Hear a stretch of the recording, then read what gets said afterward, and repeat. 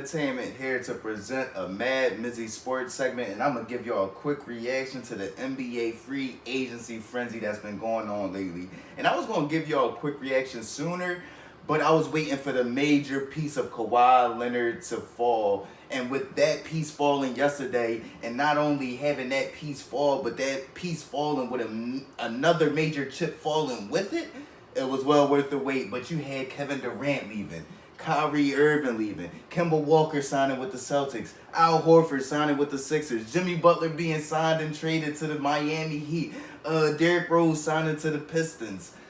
What else? D'Angelo Russell ending up in Golden State, Anthony Davis ending up in Los Angeles, and then, of course, you had Kawhi Leonard along with PG-13 ending up in Los Angeles for the Clippers.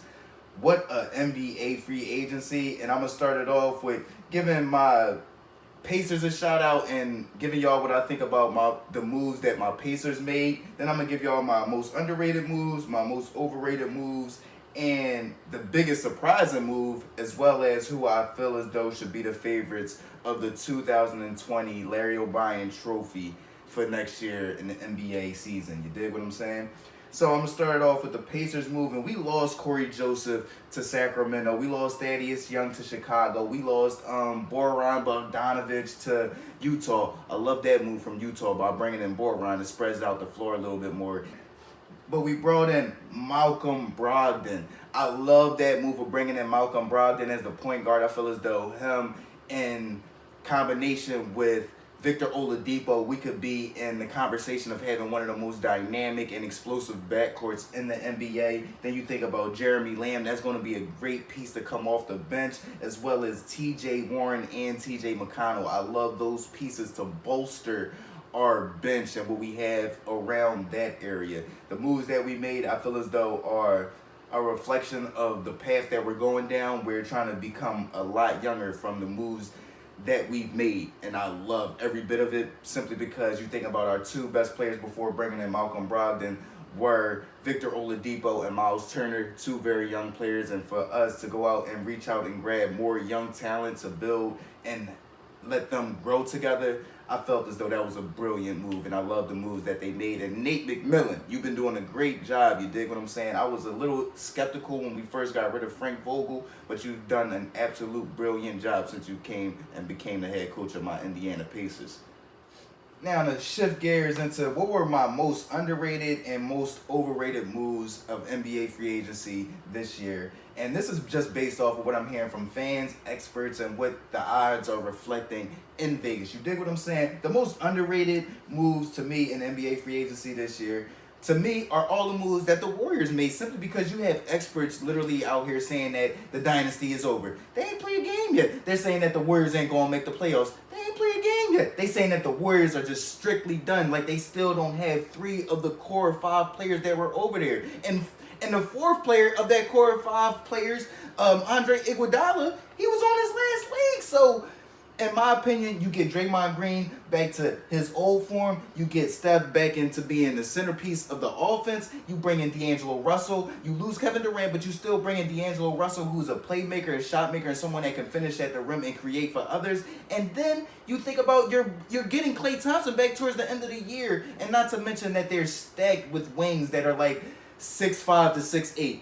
I'm looking at it, Steph Curry is the smallest player they got on the floor. The next smallest player is D'Angelo Russell, and D'Angelo Russell is a solid 6'5". So, at the end of the day, I loved all the moves they made, from bringing in Glenn Robinson III, who is an athletic 3 and D guy who can slash and finish at the rim, as well as drafting Jordan Poole from Michigan. Both of those guys were Michigan alumni, and I love the moves that they made by bringing them in. Another underrated move was Kemba Walker coming to the Celtics, simply because I feel as though he's going to be way more open to letting the offense run fluently and go through the wing players of Gordon Hayward and Jason Tatum, Jaylen Brown, and those pundits. So I feel as though the Warriors move and the Celtics moves were very underrated, simply because the experts and the pundits and the fans are really counting them out, simply because of them maybe losing Kyrie or them losing Kevin Durant. Now, the most overrated moves to me in free agency is the Los Angeles Lakers and the Brooklyn Nets move. Let me start with the Los Angeles Lakers.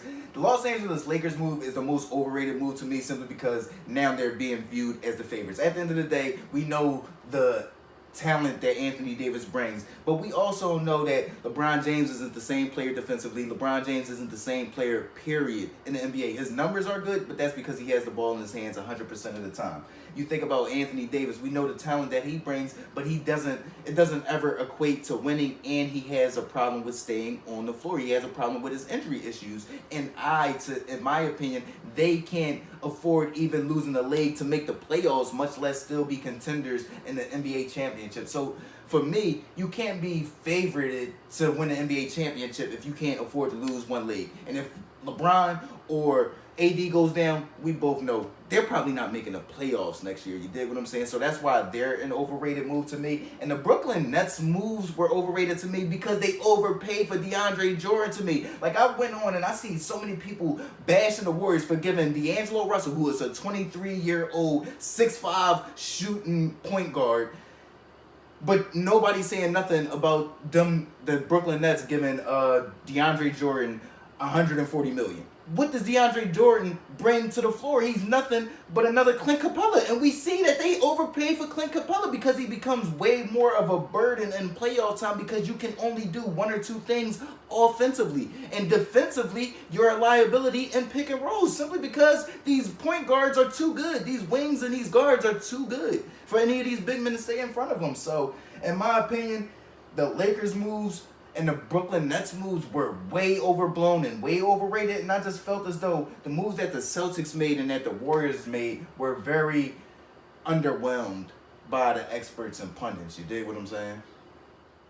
Now, I don't really think it's really a debate about what was the biggest surprise in free agency this year. It wasn't just that Kawhi took 5 years to make his fucking decision. It wasn't the fact that Kawhi chose Los Angeles Clippers over the Raptors, who he just won the title with, and over the Lakers, who it's Lakers town in LA.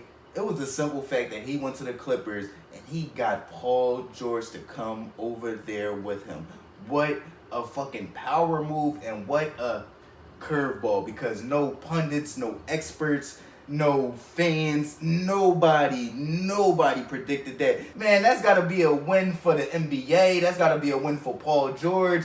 And it just shows the power that Kawhi Leonard had over the NBA league. You dig what I'm saying? But who are my favorites for each conference next year? In the Eastern Conference Finals, I'm going to say that the Philadelphia 76ers are the favorites. And in my mind, I'm going to say that Ben Simmons is going to be more aggressive. I'm not going to say he's going to be a substantially better shooter, but he's going to shoot more. He's going to at least attempt shots. At least attempt them, Ben. You dig what I'm saying? So I feel as though that's what's going to separate them. Then you bring in Al Horford, someone as a big man that can help stretch the floor and have Joel Embiid be more of a force down low. I like the Sixers in the Eastern Conference next year. And in the Western Conference, I'm still rocking with the Warriors. Like I said, I feel as though the combination of D'Angelo Russell and Stephen Curry are going to be enough to stem the tide until Klay Thompson come back. And then you think about Klay Thompson coming back and the length that they have and the bench and the depth that they have. And not to mention, the Warriors are the Spurs of our generation. They are the NFL's version of the Patriots. You plug and play anybody in that system and they get substantially better. Even Kevin Durant, as the best player in the world, got better by getting into that Warrior system and playing under Steve Kerr and playing with Stephen Curry. So me, I'm still rocking with the Super Warriors. Now, I do feel as though it's going to be a battle next year, but I like the Warriors, and I feel as though you're going to see I'm not even going to say I guarantee you're going to see the 2016 version of Stephen Curry. I'm talking about 33 a game next year, some shit like that. You dig what I'm saying? But let me know what y'all think. What was y'all biggest surprises? What was y'all most underrated moves? What was your most overrated moves? And who are y'all favorites leading into the 2020 NBA season next year? Y'all know what it is. MizzyWorld, MadMizzy Sports Talk. Quick reaction, NBA free agency. Gang.